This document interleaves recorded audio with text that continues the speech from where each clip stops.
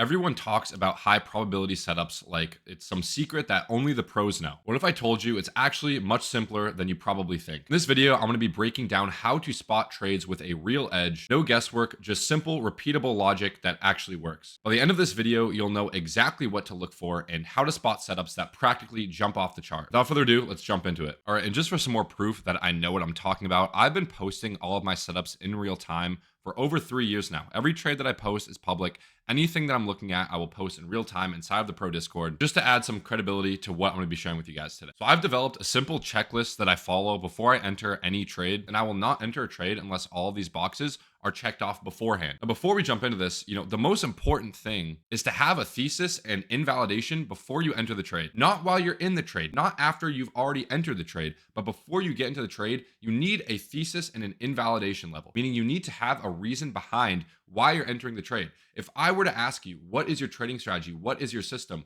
What is the logic behind entering this trade? You should be able to answer that in 1 to 2 sentences without thinking about it very much. If you have to sit there and question why you're getting into the trade in the first place, then you're probably not following a set of rules. Now, for this video, I'm going to be using the EzAlgo trading indicators just because it helps remove the guesswork and find these levels I'm going to be sharing with you guys. This is not necessary. If you want to, then great. You can click the first link in the description below to get access to these indicators and follow my setups, but you don't have to. So the first thing that I look for, right, before I'm entering a trade is I'm looking at the general market structure, right? Now, what is market structure? Well, in simple, it's whether we're in an uptrending market or a downtrending market, or maybe at times a consolidating market. What is price doing? It should be pretty easy to tell what price is doing just from looking at the chart on a higher time frame. I'd recommend going to like a daily time frame and just looking at price. Okay, like what is price doing here? Well, I can see on Ethereum, price has broken structure to the upside. We're seeing massive bullish candles.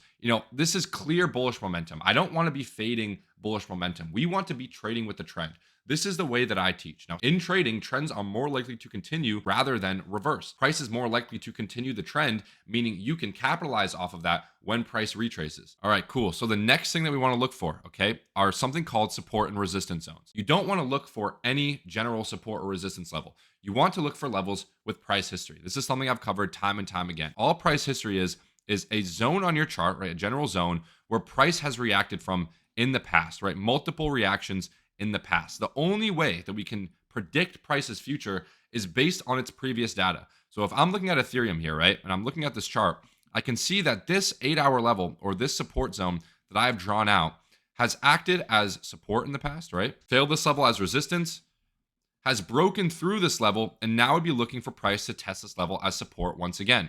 Remember, resistance that has been broken through now acts as support until proven otherwise. If we understand that we're in an uptrending market, structure is clearly bullish, we're closing above those previous highs, right, making higher highs and higher lows, we want to look for retraces down to these key levels with price history. And this just makes sense, right? Like this is very simple stuff. If price has reacted from this level, 10 times in the past, you can expect price to react from this level once again in the future. In a few minutes, I'll go through some new pairs and I'll actually draw these levels out in real time. Okay, something else I like to look for is something that I call displacement. Displacement is this large bullish move to the upside that you were seeing right here, right? Leaving behind these massive bullish candles, but we call these candles Drake candles, okay? Big bullish candles breaking market structure, oftentimes leaving behind what we call these fair value gaps, right? These gaps in between these candles.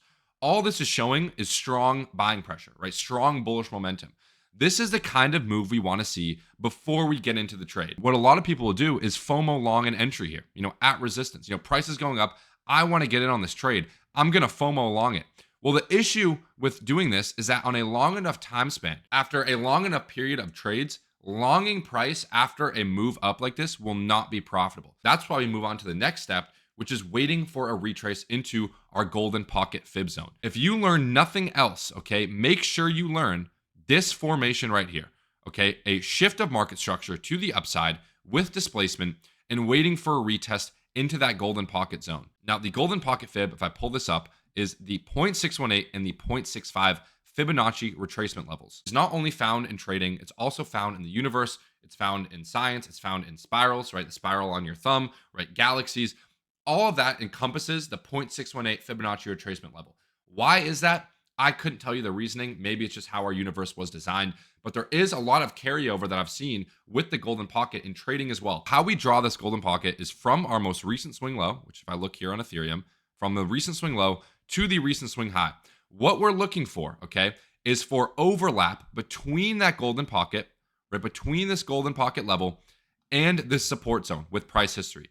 As I can see on the chart right now, there is a perfect overlap, right? Multiple pieces of confluence or indications telling us that this is a key level that we can look for reaction off of. Because not only will we be retesting this previous structure high, right, this previous support zone, we'd also be testing this golden pocket fib. So this is a high probability setup. I have multiple indications or multiple confluences telling me that if price comes back down to this level, we can look for reaction for price to continue higher. Now we can start to stack other pieces of confluence. I can see we have a bullish fair value gap, right, perfectly overlapping that zone as well. So this is a key level. This is a high probability setup. We're making higher highs and higher lows. We're seeing this large displacement move to the upside, meaning that any retrace back down to this key level will be valid. So if we take a look at Fartcoin here, this was a coin that I was very big on. We also long this inside the Discord. Draw our fib from the swing low to the swing high.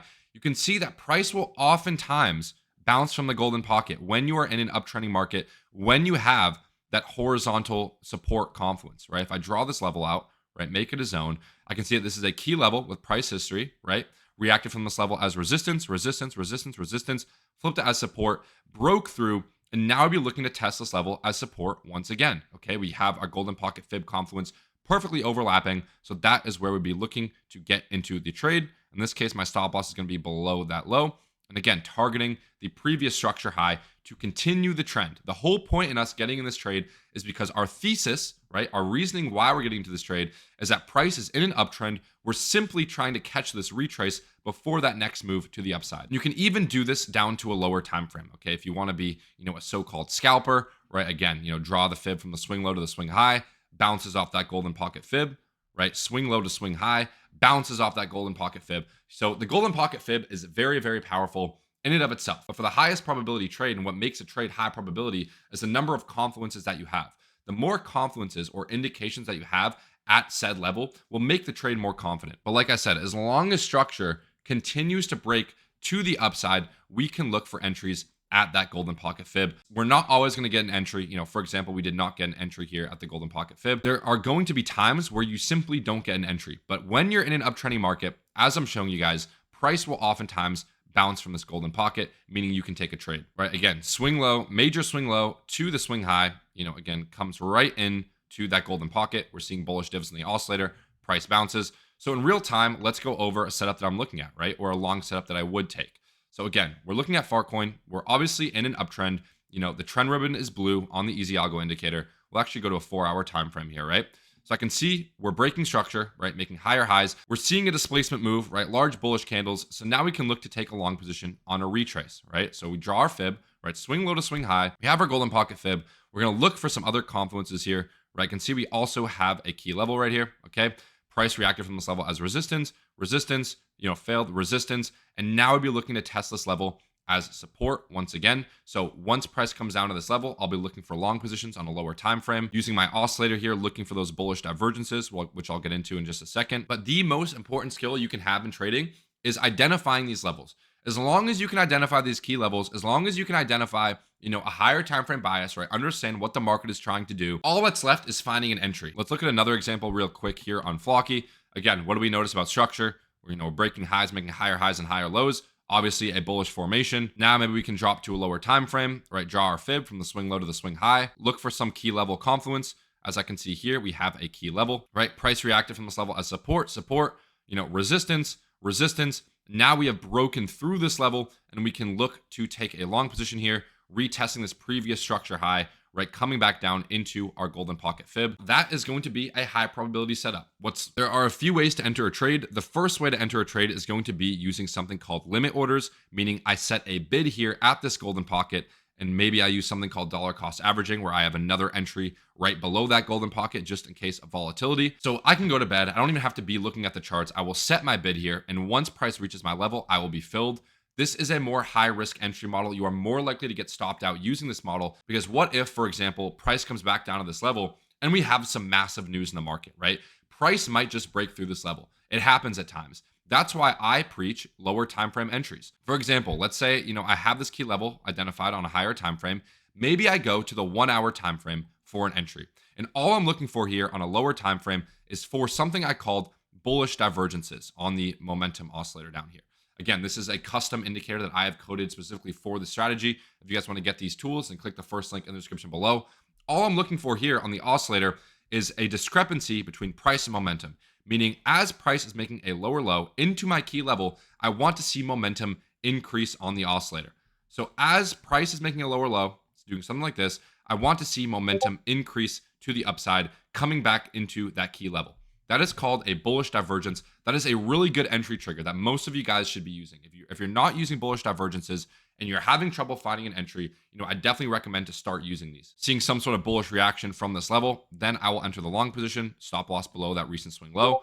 And again, I want to be targeting, that previous structure high to continue the trend to the upside. So this is how we find high probability setups. You can use this across any market. So crypto, Forex, stocks. Obviously, I'm a crypto trader. So, and that's pretty much it. You guys don't need to overcomplicate it too much. You don't have to have 1,000 indicators on your screen. You just need to have a system. So what I'd recommend for you to do, if you're watching this video right now, is to grab a notepad and a pen, right? Physical notepad and pen, and write down your trading rules, okay? Write down high time frame bias or market structure. Are we in an uptrending market? Are we in a downtrending market? Am I looking for longs or shorts? Number 2, identify a key level. I'm looking for a level with price history that price has reacted from multiple times in the past.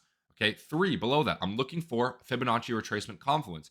Do I have a golden pocket fib overlapping that level? Is price in a discounted zone? When price comes to my level, am I seeing bullish divergences on a lower time frame? Am I seeing some sort of bullish reaction? Am I seeing a bullish inverse fair value gap? Okay. Am I seeing a market structure shift on a lower time frame? Now, if you guys are having trouble finding these levels, something that you can do is to use my software. Okay. So I have an indicator called EzAlgo. If I turn on the chart time frame here, so I can see it's automatically populating these key levels, right? These key support zones. The zone that it's marking out is the exact same zone that I just drawn over. So it's pretty much like my eyeballs on a chart. Okay. So again, we have our key level here. In this case, it's showing the 6-hour golden pocket from this swing high to this swing low. But obviously in this case, we want to draw it from this swing low, okay, the major swing low to that swing high. And we can see that we have overlap here at this general zone. This is going to be my key level that I'm waiting to enter a long position off of. If price does not come down to this level, we do not take the trade. Simple as that. We also have some other helpful inputs, right? Like the trend cloud here. This tells us whether we're in a bullish or bearish trending market. So make sure to take advantage of the tools and resources that we provide for you inside the Pro Discord. And also, if you guys want to follow my own personal daily analysis and setups, as well as pro signals with entry, stop loss, and take profit levels. If you found value from this video, make sure to leave a thumbs up, subscribe to the channel for more trading content. I'll see you guys next video.